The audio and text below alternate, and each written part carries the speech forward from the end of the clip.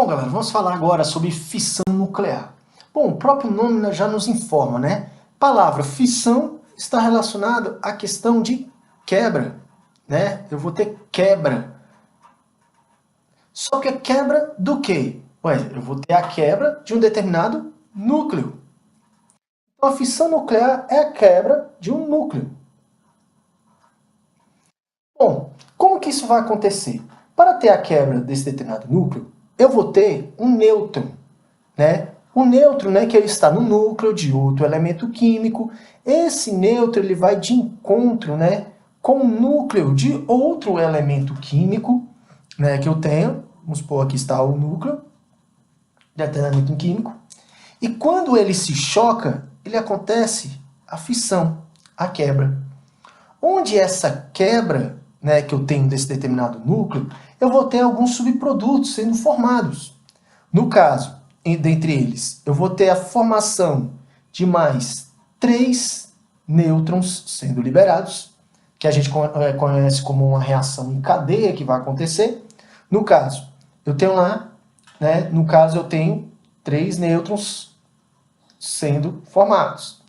Esses 3 nêutrons vão de ataque, né, vão de encontro em alta velocidade contra outro núcleo, que desse núcleo ele vai ter a quebra, que vai formar mais 3 nêutrons.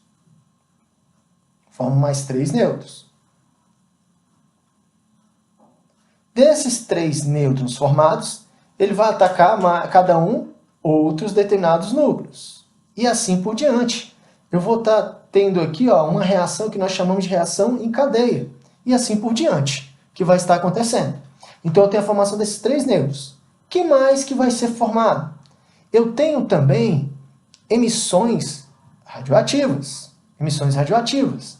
Eu tenho energia sendo liberada. Então, emite energia. Então, tenho energia sendo emitida aqui. Para vocês terem ideia da emissão de energia radioativa, se aqui eu tivesse urânio, 1 kg de urânio, eu teria uma energia suficiente para aquecer 235 milhões de litros de água. Tanta energia que vai ser emitida. Dentre essa energia eu tenho o quê? Radiação sendo emitida também. Então eu tenho aqui também, emissão radioativa. Então, emissão radioativa. E além disso, também vai acontecer transmutações, mudanças, formações de novos compostos. Então aqui também eu tenho as transmutações sendo emitidas. Okay? Então, em si, é essa daqui que é uma fissão nuclear. O nêutron de qualquer elemento não precisa ser o mesmo, né? O núcleo de determinado elemento se choca contra o núcleo de outros, tem a quebra. Essa quebra, eu tenho a liberação de 3 nêutrons ou mais, tá bom? Ou menos, 3 nêutrons ou menos. Tem reações que eu vou ter menos disso daí. Energia, emissão radioativa e transmutações que vão estar acontecendo. Então, vamos fazer um exemplo dessa reação que foi comentada. No caso, a radiação mais comum, né, o elemento mais comum utilizado é o urânio-235. Então, eu tenho urânio 235, número atômico 92. 235. Por que o elemento urânio 235 é o mais utilizado? Porque o urânio 235 ele é o isótopo mais instável. É o que nós chamamos de átomo físsil. Então, ele é muito instável. Então, nós chamamos ele de átomo físsil por causa da sua alta instabilidade, ok? Então, ele é muito utilizado. Então, no caso, nós chamamos ele até de físsil. Bom, aí o que acontece? Esse urânio, ele vai se chocar contra um determinado nêutron. Eu tenho diversas possibilidades de transmutações que podem acontecer. No caso, por exemplo, eu posso ter a formação do bário, do isótopo do bário, né, de massa 140, número atômico 56, Posso ter a formação ó, na mesma equação, né? Reação acontecendo aqui, ó, criptônio, né, 93, aí o número atômico 36, tem a liberação de 3 nêutrons e mais energia sendo emitida. Mais energia sendo emitida. Eu tenho outras equações que também, no caso, posso formar o bromo, o isótopo do bromo, 90, 35, mais, ó, lantânio, né, no caso, né, 143, 57. Eu tenho mais 3 nêutrons sendo emitidos, mais energia. Né? Então, isso que vai estar acontecendo na reação. Ó. Posso ter também outra maneira, ó, que ele não vai ter formação de 3 nêutrons, mas sim 2. Então, eu posso ter iodo, 137, 53, mais o ítrio, que o ítrio 97, 39, e mais 2 nêutrons sendo emitidos para a reação em cadeia, mais energia. Então, isso vai estar acontecendo na fissão nuclear. Então, essa energia toda vai estar acontecendo na emissão nuclear. Bom, aí o que acontece? Relacionado até ao urânio. Nós temos 2 tipos de urânio. Né? Nós temos 2 tipos de urânio. No caso, o urânio, como é comentado, que é o mais utilizado em questões, né? O urânio ele é o mais utilizado também na questão do reator nuclear, energia nuclear, né? O que acontece? Nós temos o urânio, que nós chamamos de urânio normal, né? Nós temos aí o urânio, vou colocar aqui, ó, urânio normal, e nós temos também o urânio sintético. Que no caso, quem é o urânio sintético? O urânio sintético é quando eu tenho a utilização do 235. O normal é o urânio 238. Urânio 238. Para você ter ideia, o urânio normal, ele chega a ter, né, ele vai ter uma pequena quantidade, né, que no caso o urânio a gente tira do óxido de urânio, né, que é o O2, o óxido de urânio, né? O que acontece? Ele vai ter o urânio 238, que vai ter na margem aproximadamente dele de 99,2 por aí. Já o sintético, ele vai ter que é o urânio 235, que ele tem aproximadamente 0,7%, né, da utilização desse elemento, que no caso é o que nós chamamos, né, até do urânio enriquecido. Né, que é o urânio enriquecido. Que urânio enriquecido, o que seria o urânio enriquecido? O urânio enriquecido é quando eu tenho a mistura, para poder potencializar o urânio normal, que é o normal a gente tira da natureza, aí a gente vai ter essa quantidade aqui do urânio sintético. No caso do urânio enriquecido, o que acontece? Eu vou ter essa mistura, vou aumentar a concentração do 235. Eu aumento a concentração dele. Por exemplo, reator. Nos reatores nucleares, eu chego a ter desse urânio sintético, né? Eu posso chegar a ter dele a utilização 26% do urânio 235. Aproximadamente. Isso é o que usa reatores. Agora, reatores nucleares, navios de guerra, bomba atômica, aí, no caso, vamos chamar aqui, na utilização bélica,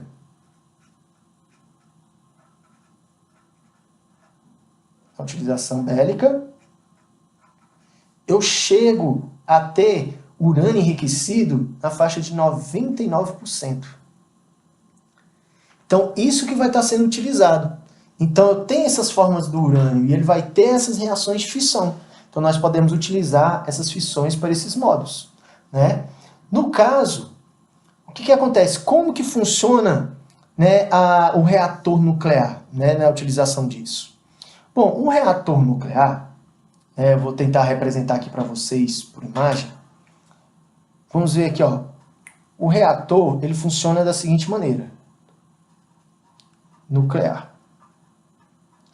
Eles colocam partilhas.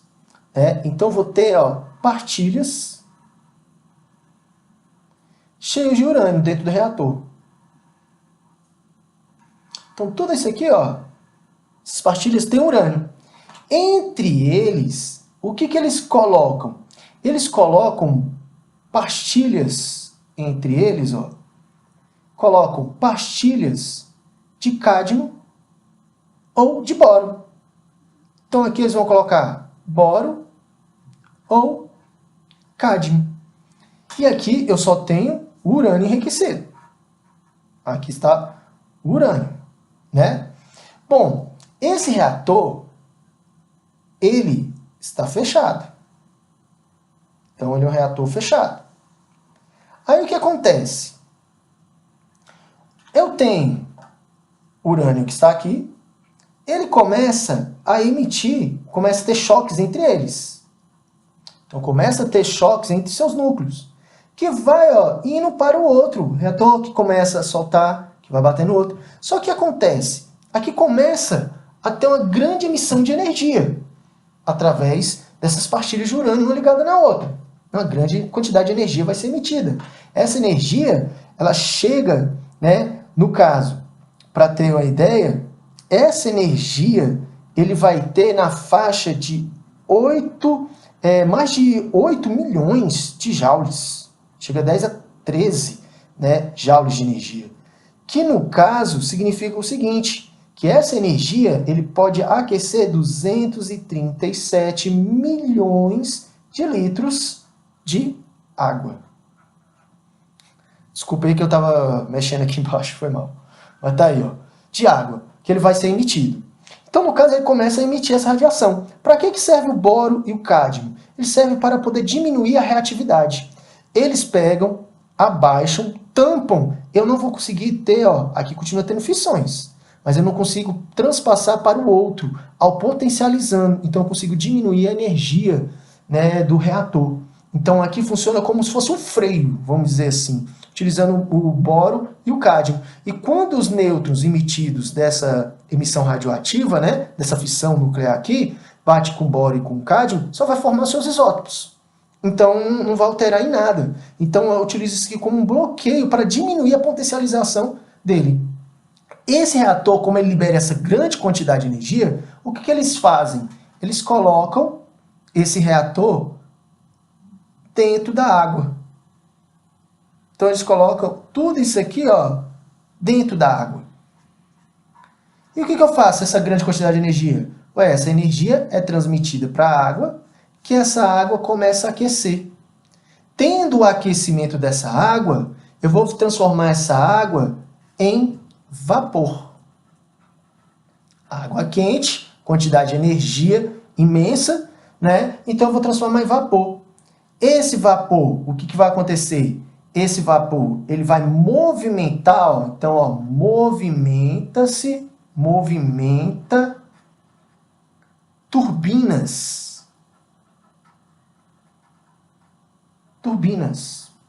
Então, o vapor que é gerado por esse calor que vai na água vai movimentar turbinas. Movimentando essas turbinas, eu tenho produção de energia. Isso que vai estar acontecendo. Eu vou ter uma produção de energia. Tranquilo? Então, isso que vai acontecer com a reação da fissão nuclear. Bom, então, para ficar melhor aqui, vamos entender o seguinte. Então, eu tenho lá o reator. Então, o reator que foi desenhado, tudo tal, as partilhas aqui no meio, tá lá o reator.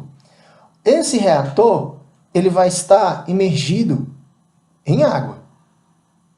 Então, ele está imergido em água. Beleza, então aqui, tudo isso aqui é água. Como ele libera grande quantidade de energia, ele vai começar a aquecer. E essa água, o que vai acontecer com essa água? Vai começar a evaporar. Então, começa a evaporar essa água. Evaporando essa água, o que acontece? Esse sistema aqui, ele é um sistema que é todo isolado. Um sistema todo isolado. O que acontece? Eles colocam canos, esses canos vão estar ligados a uma turbina. Então, olha só. Então, eles vão estar ligados numa turbina. O que acontece? Essa turbina, ela está aqui, ó. Então, eu tenho aquelas turbinas, estão todas ligadas aqui. O que acontece? Com o vapor, esse vapor começa a caminhar, vai passando vapor, grande quantidade de vapor, vai passando aqui, e esse vapor vai começar a movimentar a turbina, a girar essa turbina. Gerando essa turbina, o que acontece? Ele vai começar a produzir energia. Começa a produzir energia. E essa energia é o que vai ser levado para as casas, para as residências. Então aqui eu vou ter uma grande quantidade de energia sendo emitida. Só que acontece, como eu falei, esse sistema ele é fechado, isolado aqui, ó. Por quê? Ué, porque essa água, querendo ou não, ele está com contato direto com o reator. Está com contato direto com esse reator. Então ele passa, ele acaba deixando um pouco de resíduos radioativos nessa água. Então, ele não pode. Mas como que essa água vai retornar para cá se ela está vindo em forma de vapor? Aí o que acontece? Por isso que as usinas de reatores nucleares são montadas na beira de mares, de rios, porque eles utilizam essa água, né, que essa água que vai vir do meio fluvial aí, de algum meio, né, pode ser do mar, do rio, qualquer meio aí. Então eu tenho essa água, que no caso que o mais comum é no mar, né? Então eu tenho essa água, aí eles fazem uma encanação, puxam essa água através de bombas, que não tem contato direto. Olha, tenta entender a imagem que eu estou passando aqui, ó. E aí ele volta. Olha só, ele passa, olha aqui, ele não tem contato, ó, aqui eu tenho uma barreira, ó, e ele volta, ó. Essa água do mar, ó, ele está entrando aqui, refrigera a parte externa da encanação do reator e ele volta para o mar. Então, entra água, sai água. E ele refrigera. E eu tenho, ó, essa parte aqui, ó, que não deixa ter contato direto com a água que está vindo do mar. Então, aqui nessa área, o que vai acontecer? Aqui eu acabo, ó, diminuindo a temperatura. Se eu diminuir a temperatura, o que acontece? Vai sofrer uma condensação. Se sofre uma condensação, isso significa que a água que está aqui em volta de vapor, que está gerando a turbina, vai passar a ser líquido novamente e é reutilizado no aquecimento novamente para formar energia e fica aqui um ciclo. E fica esse ciclo aqui, ó, fechado, porque a água do mar, ela entra aqui fria. Ela entra fria, refrigera essa parte para condensar e ela sai quente. Por isso que um dos problemas que nós temos daqui da parte do reator, um dos problemas que nós temos dos reatores, é que ele pode trazer o que nós chamamos, né, de poluição térmica. Um dos problemas que nós temos, ó, poluição térmica. Como ele manda água quente, eu posso ter a diminuição de oxigênio na água. Se eu tenho a diminuição de oxigênio na água, eu vou ter alguns seres vivos que dependem dessa água que passam a morrer por causa disso. Ok? Beleza, galera? Então um abraço e até a próxima aí. Tchau, tchau.